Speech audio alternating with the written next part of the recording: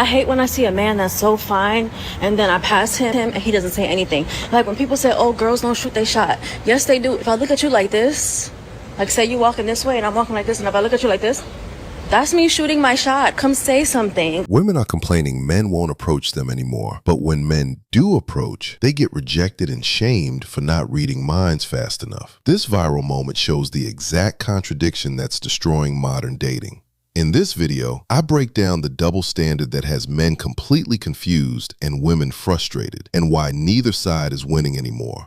Is this a communication problem, a respect problem, or something deeper? Let me know what you think in the comments. Broken women are unlovable. They rather run to the internet looking for validation from other broken women. You ladies went on this marketing propaganda, wrote countless articles about how men are so lonely because women have options. But what I find kind of interesting is I see so many videos of women crashing the fuck out because they're not in a relationship. They don't have anybody to hang out with. They don't have nobody to talk to. They're turning 30 and they're so alone.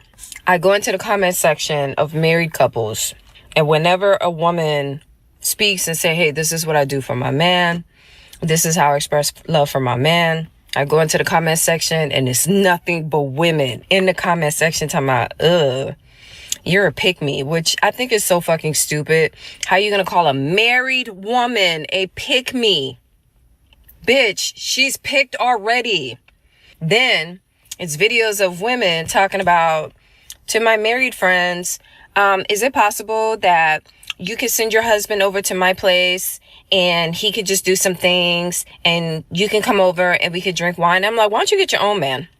Then every time a guy who lets it be known he's married posts something on the internet and he is conventionally attractive, go into the comment section. Can your wife fight? Can your girlfriend fight? It's like, you hoes really did try to push this propaganda that it's men who are desperate for relationship. It's men who are the most loneliest demographic. It's not. Y'all the one who's projecting. Y'all the ones who are extremely lonely. The reason why so many dudes don't want to fuck with you, so many dudes don't want you to be a girlfriend, don't want to wife you up, and that the only thing you're good for is a fucking a dump, because a lot of you do not have a personality and you bring absolutely no value to a relationship. It's grown men on here shooting their shot, and if you don't reply back on time, they will unsend their message. Like, boy, if you're gonna say something, say with your chest. Mean it. Why you gonna sit there and unsend messages? Like, I hate, guys are the new princesses in this day. Boys don't ask you out anymore. What they do is they look at you from across the room and they'll be like, huh, she's pretty. I bet that's my wife.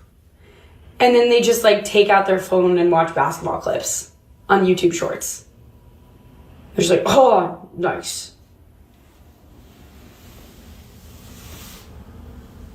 And I think that's why the birth rate is dropping, honestly. When will men learn to take a fucking hint? Last night I walked out of the bar and I was standing there by myself on the street waiting for my Uber.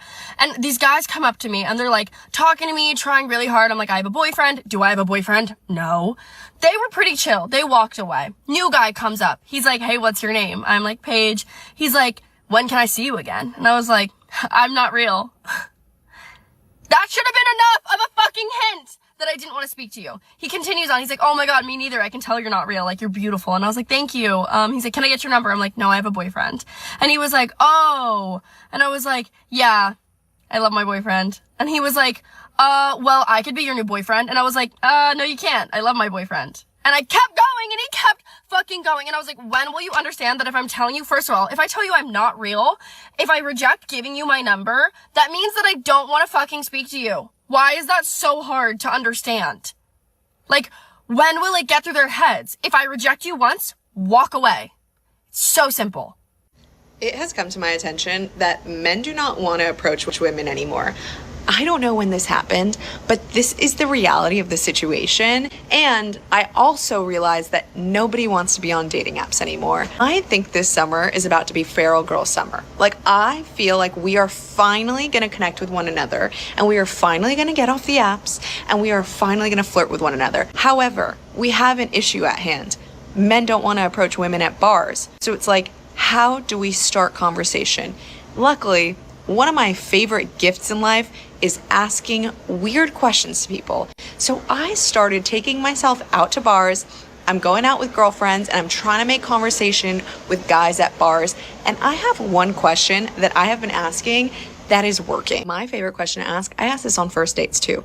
I always ask people, if I could give you a private jet right now that could take you anywhere in the world, where would you go? And this brings up so many good conversations. If a guy says Italy, I'm already imagining our honeymoon there. But seriously, use this one next time you're out. And I just feel like this is about to be an amazing summer and I am so excited for it. The video. Here we go. Why chase 20-year-olds when 40-year-old women already know what they want? Because most 40-year-old women come with a lot of baggage. And they box be already used and abused. And they might be good looking on the outside, but them insides be having a void. And if a man tells you he respects your decision when you tell him he's done, he never loved you. He was never your man. What? A man that don't fight for his, he's not yours. He don't care. He literally does not care. That gotta be one of the worst feelings for you to go through something with a man. He put you through a lot. And then you decide to leave. And he's like, yeah, I respect your decision. I wish you the best. What? What else you supposed to do? Hold on. Because what? You wasting my time like that for real? And you don't, I promise you they don't care. It don't affect them right there. It does not. Well, I mean, if you have been with somebody for years and years and years, right, and they dogged you out, why do you care about their feelings when you're leaving? I don't understand that. If you're leaving and you finally fed up because of the treatment that you were getting, why do you care about his feelings? Why do you care about, why would you expect him to have some good feelings behind you leaving if he's been dogging you out the whole time? I don't understand the female logic. You know, and that's crazy coming from a female. It's like, why would you expect, you know, it's like expecting a fat person, to not like cake. You know what I'm saying? It just doesn't make sense. You're expecting somebody who, by your own admission, I'm just saying that whatever the case may be, who cheated, who not cheated, but who did you dirty for years. And you finally decide to walk away and you expected him to have some good to say? What you want him to say? And that doesn't make any sense. The reason you're leaving is because he did you dirty and you finally got fed up. Now you're leaving. What else would you have to listen to him, hear him say? Why would you even expect him? You want him to say, oh, you know what? I'm so sorry for doing you dirty all them years. And you finally got fed up and you really leaving. Well, I really would like you to stay. I don't understand. It's like y'all women complain about stuff and then I don't get that. I don't get that. Stop telling me to go meet someone in the wild when I go in the wild and someone will be staring at me the whole entire night and won't come say hi. How many more times is that going to happen? How many more times am I going to be in the bar, playing pool, at the coffee shop, on a walk, and I will be staring down another person who is staring me down, smiling across the table, whatever, and you don't come say hi? Oh my gosh. What am I meant to do, you guys? Am I gonna have, like, we always have to make the first move or something? Because, like, oh my god. And I've been crying all day because I got sat on a plane next to a couple, and the whole time the guy had his hand on like his girlfriend's leg, you know, and it was just kind of like that the whole time. And I can't, like, I've been single my whole life. I'm 25 and I've never gotten to experience that. I've never gotten like close to that. Damn. And it's just too much. Like, it's too much. I can't do it anymore. There are some people out there who they're not interested in a relationship and they want to be by themselves. But like, that's not me. And that's never been me. I have always wanted to be in a relationship, even though I've never been in one. And even though I'm comfortable by myself and I can do things alone, but like at a certain point, it gets like really sad doing things alone. Like, I've traveled alone to so many places because, like, if I don't go by myself, I'm not gonna go. If I don't do things by myself, it's not gonna happen. But at the same time, like, it's so much fun to be able to, like, share that with someone else. And, like, everyone I know is in a relationship right now. And, like, the majority of them have been in relationships for, like, a long time. Like, this is established. And I just, like, I feel like I've always been alone. And I don't want to be, and I don't understand why this is happening to me. And I don't know, I like can't take it anymore. And clearly this didn't work because I'm still crying and I just wasted like 2 minutes of your time, and I'm sorry. And I hope you're having a better weekend than I am. So maybe you're like me and you feel as though you were born in the wrong generation, that the values that you hold for who you are as a person, whether that is male or female, that those things are not embraced or hold much value in today's culture. I'll never quite understand the necessity to express discomfort or dislike for a particular lifestyle or choices that somebody makes. Because if I express my discomfort or dislike for that, I believe it is immature and unnecessary. Because if I don't like the way that they live their life and the choices that they make, why would I even want to bring them on into my life? So emotionally, I'm just going to cut it off and I won't be interested anymore because the way somebody chooses to live their life. That's why I stay single. It's not necessarily always by choice, but good character and a lifestyle at 30 years old that I like and want to be a part of is quite rare. Now, I'm not saying I don't have my own faults here. I had a lot of growing up to do in my early 20s. I was immature. I have tons of flaws and failures that I had to work through and accept about myself, become aware about them, so that when they do arise again, I can make the corrections necessary for the benefit of the relationship I may be in. Those are positive outcomes that contributed into me becoming the man that I am today. Ultimately, I am a firm believer that emotional maturity begins when personal responsibility is accepted. In our culture of entitlement and victimhood, finding a significant other who takes ownership is actually quite rare.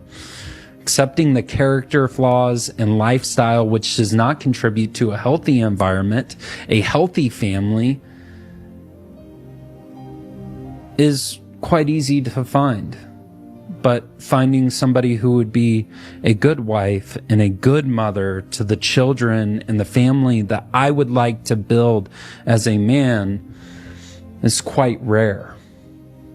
See, I believe that if I chose the wrong partner, that I would be a failure as a man. So I look beyond the physical to identify the spiritual health of a woman, the mental health of a woman, and the emotional maturity of a woman. It would be pure negligence if I didn't. And I refuse to end up with somebody who lives by the standards of our modern culture. Ultimately, I want a woman who wants to serve the Lord with me. But women like men who don't like them. Women chase men who don't like them. See, what I just showed you with that woman sitting there going back and forth with this man. See, women like trying to convince men that they should be chosen.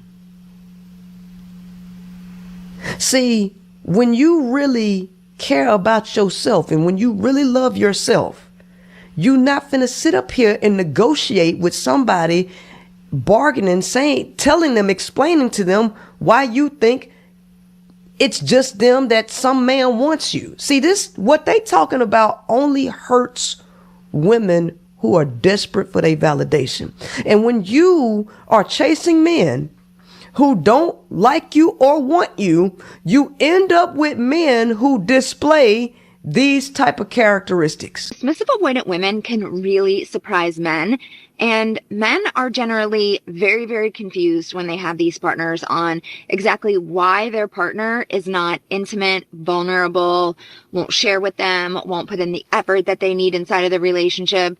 They come to me utterly confused. So if you're one of those men out there whose wives or girlfriends are too distant, they are too, emotionally unavailable, I've got you. I'm Dr. Sarah Hensley. I'm a specialized social psychologist, and I've been studying the science of attachment and attraction inside romantic relationships for nearly 20 years, and this is another edition of Carline Relationship Advice. So what you need to know is that dismissive avoidant attachment is born when in childhood, especially in early childhood, the emotions of the child are dismissed, punished, or ignored.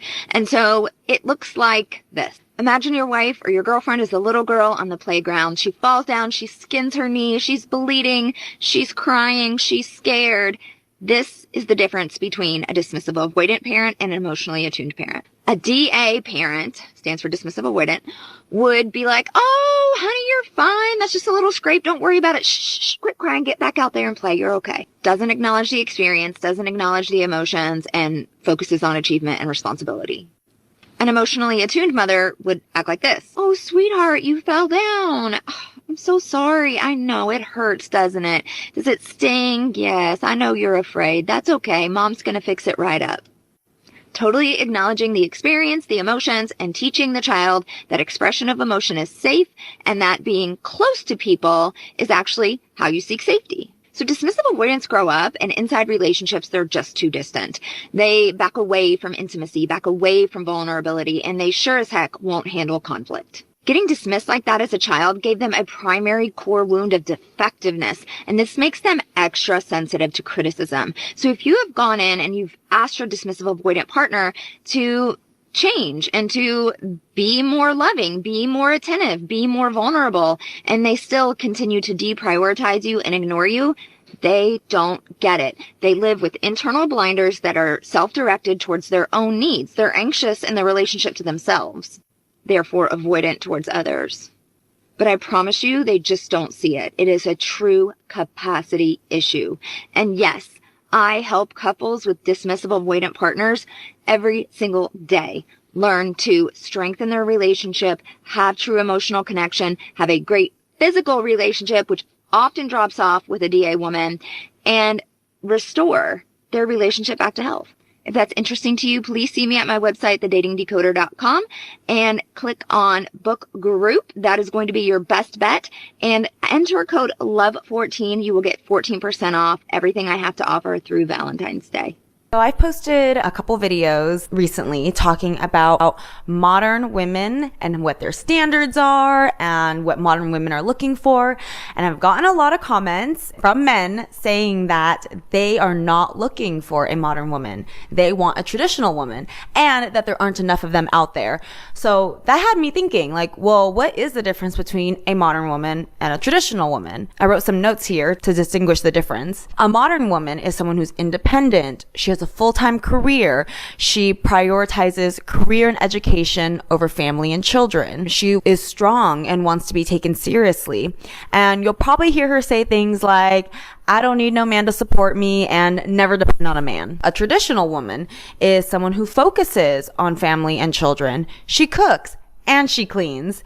She knows how to take care of her man mentally, emotionally, and physically. She's graceful and nurturing, and I'm gonna say it, submissive. So, for all the modern women out there, I hear all the time that they want a traditional man, but it's sounding to me like traditional men don't actually want modern women. And I can't tell you how many times I hear women say they don't cook, they don't clean, but yet they want a man to pay all their bills.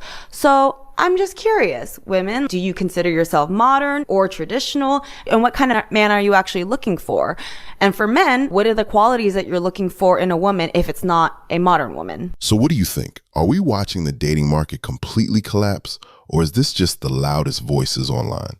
Drop your take in the comments, and if you made it this far, subscribe, because we're breaking down more of this mess all week.